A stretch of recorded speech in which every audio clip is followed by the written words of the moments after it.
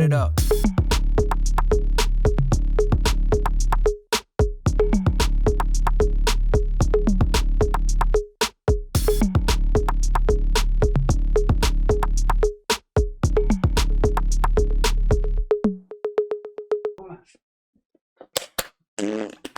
Allez, c'est ok! Morte couille! Bonsoir! Saint-Denis! Que trépasse si je faiblis! Oh putain! Je suis en forme aujourd'hui. Je suis en forme. Salut tout le monde! Bienvenue sur ma chaîne encore une fois. Pour les nouveaux venus, ça fait plaisir de vous avoir. Pour ceux qui me connaissent déjà, super, génial. On va faire une autre vidéo sur quelque chose qui est culte en français et qu'on utilise beaucoup dans la pop culture. Donc aujourd'hui, on va parler d'un film culte, on va parler du film Les Visiteurs. Les Visiteurs, c'est un film où il y a beaucoup d'humour burlesque, très très con, mais moi j'adore. Moi j'ai grandi avec ce type d'humour et je peux pas m'en passer. Les Visiteurs, c'est tellement culte dans la pop culture française que toutes les personnes connaissent les répliques de ce film par cœur. J'imagine que vous l'avez pas vu, donc je vais le décrire rapidement. En l'an de grâce 1123, victime d'hallucinations à cause d'un poison concocté par une sorcière, le comte Godefroy de Montmirail tue le père de sa promise, Frénégonde.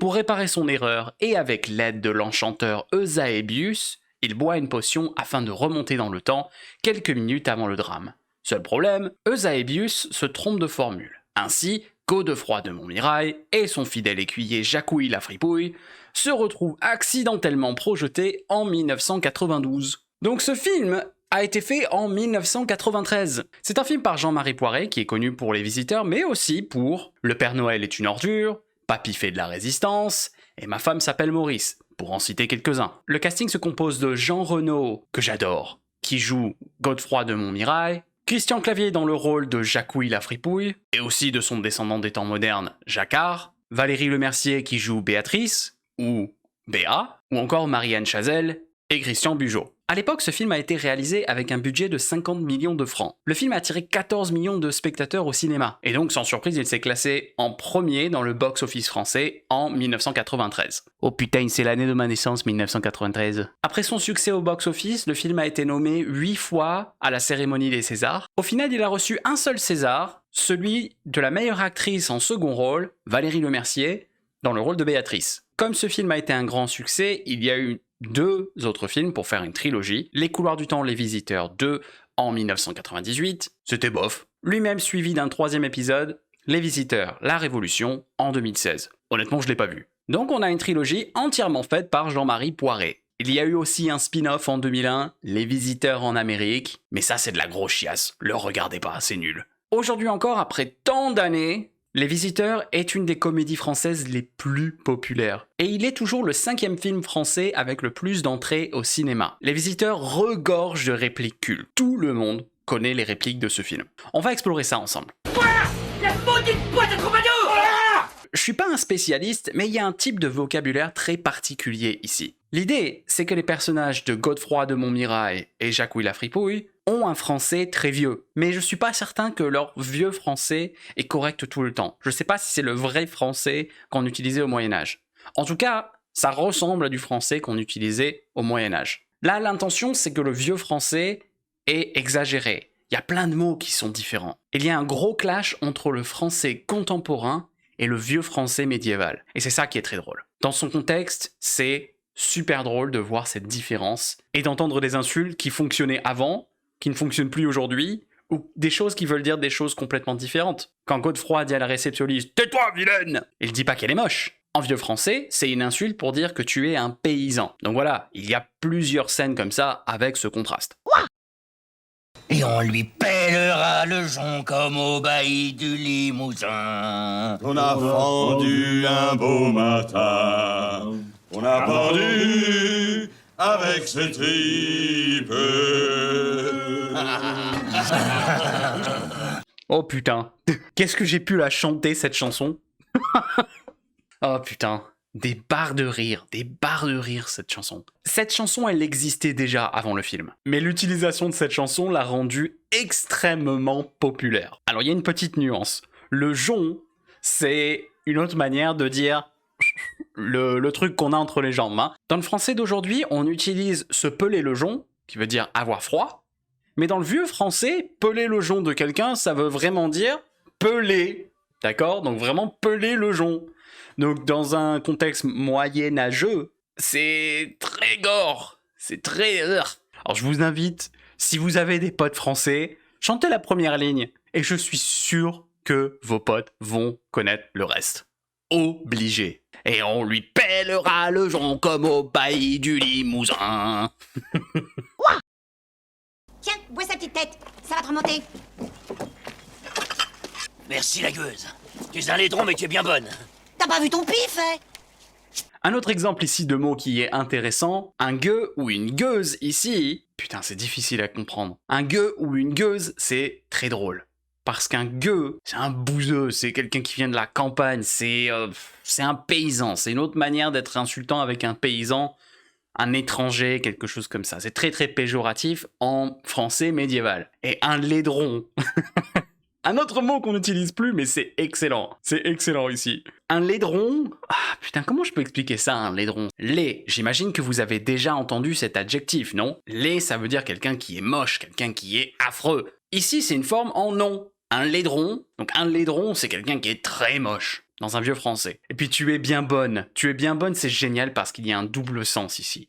Dans un vieux français, tu es bien bonne, ça veut dire tu es bien gentille, mais dans le français contemporain, être bon ou être bonne pour une femme plutôt, c'est quelque chose d'un peu misogyne, dans le sens tu es sexy. Donc ici, en français contemporain, c'est pas quelque chose que je dirais dans une conversation classique. Mais ici, dans ce contexte, c'est à mourir de rire. Merci la gueuse, tu es un laidron mais tu es bien bonne. Ça, tu peux l'utiliser sarcastiquement avec une amie par exemple. Si tu as une amie qui te rend service, tu peux lui dire ça d'une manière sarcastique et c'est à mourir de rire. Moi je le fais déjà avec ma famille ou avec mes amis, c'est très drôle.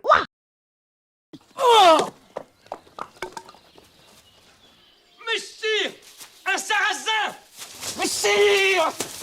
Un sarrasin dans une chariote du diable! C'est tout ferré, il y a point de bœuf pour tirer! Oh putain. Un sarrasin, c'est un vieux mot ça, on n'utilise plus ça. On peut voir qu'il y a un type de racisme du Moyen-Âge où toutes les personnes qui sont différentes de couleur de peau, c'est des sarrasins. Ici, il voulait renforcer cette idée. Donc là, c'est raciste, mais c'est excellent. Dans le contexte, c'est drôle. La chariote du diable. La chariote du diable. Alors c'est intéressant parce qu'ici, encore, il y a des mots qui sont plus utilisés. Un chariot. On peut comprendre, ça existe, encore un chariot. Mais la chariote, pour dire une vieille voiture, alors ça, c'est pas commun du tout. La chariote. La chariote du diable. C'est tout ferré, il y a point de bœuf pour tirer. Alors ici, encore un autre truc. Point pour remplacer pas. C'était quelque chose qu'on utilisait dans le Moyen-Âge. Donc tu peux utiliser ça un peu sarcastiquement aujourd'hui quand tu utilises point à la place de pas quand tu veux avoir un vocabulaire très ancien. Un peu comme en anglais, tu utiliserais thou ou quelque chose comme ça. Tu sais, la forme un peu de Shakespeare, quoi. Non mais c'est ok, regardez! Ok, c'est ok! Là, c'est très drôle parce que c'est un mot anglais et il joue beaucoup là-dessus. Christian Clavier, qui joue Jacouille la fripouille, il prend ça et il l'exagère à 100%. Voilà l'idée. Jacquard, qui est le descendant de Jacouille, il représente une caricature du nouveau riche, c'est-à-dire quelqu'un qui s'habille d'une manière super extravagante, qui n'a pas de goût forcément. Il a beaucoup d'argent mais il ne sait pas quoi en faire. Et en plus de ça, il se donne un genre, il se donne un style, il fait semblant d'être éduqué avec des expressions qui sont un peu bizarres, qui sont empruntées de l'anglais. Il faut se dire que les Français, à cette époque, ils aimaient pas trop utiliser des mots anglais. Non! Les Anglois polluent notre beau langage! Donc les Français détestent l'utilisation des mots anglais d'habitude, surtout à cette époque, dans les années 90, c'était pas encore très commun d'utiliser des mots anglais ou c'était moqué, comme dans cette situation. Donc là, ici, le mot « ok », surtout avec la manière que Jacquard le prononce, c'est « ok ». Là, c'est fantastique, parce que c'est vraiment une moquerie de ce genre de personnes. Et Jacouille, il prend ça et il le rend absolument énorme. Ok! C'est dingue. Dingue. Dingue. Ok. Dingue. Dingue. Un autre exemple comme ça, dingue. Dingue. Dingue, c'est pour dire que quelqu'un est fou. C'est une autre manière d'exagérer ici. Mais qu'est-ce que c'est que ce beats? Mais qu'est-ce que c'est que ce Beans? Encore une autre perle de jacquard ici. Qu'est-ce que c'est de ce beans?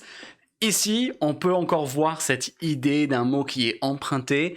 Si j'ai bien fait ma recherche, c'est contesté, mais apparemment l'origine de beans ici, qui est plus trop utilisée aujourd'hui, c'est une interprétation du mot pork and beans, qu'on a interprété un peu différemment parce que il faut s'imaginer que quand les Anglais viennent en France et qu'ils ont laissé des déchets, des boîtes de pork and beans vides, on a interprété ça comme « c'est quoi ce bordel? C'est quoi cette saleté? C'est quoi ce... Qu'est-ce que c'est que ce beans ?» C'est un peu le remplacement pour « what the fuck? Qu'est-ce que c'est que ce beans ?» Attention, parce que ça, c'est vraiment plus utilisé, donc les gens connaissent cette expression grâce au film Les Visiteurs, mais aujourd'hui, il faut utiliser ça uniquement sarcastiquement parce que c'est un peu bizarre. Est-ce que vous avez un polar? Un quoi? Un Polaroid, Jack. Le nôtre est cassé, les enfants l'ont jeté dans les cabinets. Oh non, on n'a pas de polar, non. Vous auriez un polar? J'adore Valérie Lemercier dans ce rôle de Béatrice. Alors Béa, elle incarne une bobo bourgeoise avec des manières, avec un accent très typique, qui casse les couilles à tout le monde. Et j'adore.